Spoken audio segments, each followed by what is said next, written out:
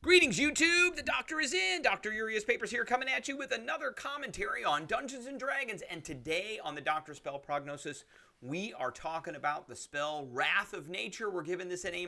But first, don't forget to hit that subscribe button. If you like this video, hit the like button. If you have any questions or comments, please leave a question or comment. Don't forget to hit that notification bell so you know when I've got another video coming out. All right.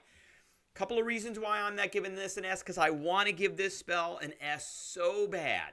But we're giving it an A-. One, it's only usable by druids and rangers. Yes, a bard can pick it up. It would be a great, cool spell for a bard to pick up with magic secrets. But it's got a very limited number of classes that can use it. The second one is that you're only going to be able to use this in about 50% of the environments that you're in. Because if you're underground in a rocky, man-made dungeon, this is going to be hard to do. We're going to talk about that a little bit, about maybe some ways that you can get around making this spell worthwhile in those environments and those biomes. But for the most part, if you're in a forest or outside, everything is very, very screwed. All right, let's talk about the spell. Fit level 1 action, 120-foot range with a 60-foot cube. Love it. Verbal and somatic component. Love it. Concentration spell with a 1-minute duration. You do want to concentrate on this all the time. It's an evocation spell. Okay, I guess it's. I don't really see that, but okay. You call out the spirits of nature to rouse them against your enemies. Choose a point you can see within range. The spirits cause trees, rocks, and grasses in a 60-foot cube centered on that point to become animated until the spell ends. All these things are essentially freebies. That's one of the reasons why this is such a great spell. So, if there's grass or undergrowth, any area of ground in the cube that is covered by grass or undergrowth is difficult terrain for your enemies. Number 1.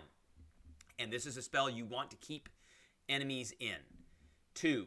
At the start of each of your turns, each of your enemies within 10 feet of any tree in the cube must succeed on a dexterity saving throw or take 4d6 slashing damage from whipping branches. Want to have a lot of trees. Yep, you really only need one, but you want to have a lot of trees so that each one of the enemies will be within 10 feet of at least one. It's not going to be 4d6 slashing damage from each tree. It's just 4d6 slashing damage if they're within 10 feet of a tree, just because of all the vines that are whipping around in branches. Okay. 3. Roots and vines. At the start of each of your turn, one creature of your choice that is on the ground in the cube must succeed on a strength saving throw. We don't like that one, but that's okay. Or it becomes restrained until the spell ends. A restrained creature can use its action to make a strength athletics check. Warlocks, hex that person.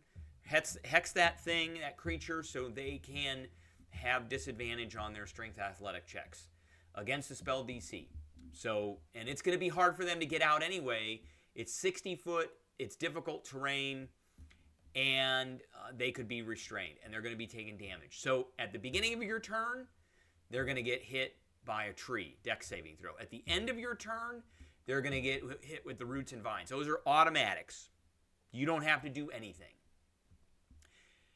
As a bonus action on your turn, so sometime between the beginning and the end of your turn, you can cause a loose rock in the cube to launch at a creature you can see in the cube. Make a ranged spell attack against a target. On a hit, the target takes 3d8 non-magical bludgeoning damage, and it must succeed on a strength saving throw or fall prone. So, yes, you should be using your bonus action. So they're going to take 4d6 damage, which is on average 14 damage. Now, this is not a dex save for half. It's a dex save or take.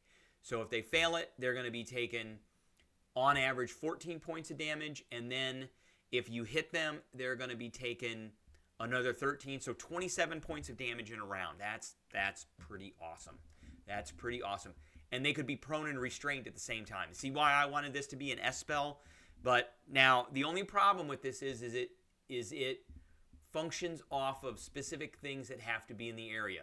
There has to be grass and undergrowth. There have to be trees.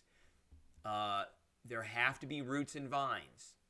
There have to be rocks. So if you don't have any of those things, if you're in a bare stone room or a wood house, that's going to be hard. Now, how do we get around that? Well, there is this spell. There are very few plant spells that actually will grow plants.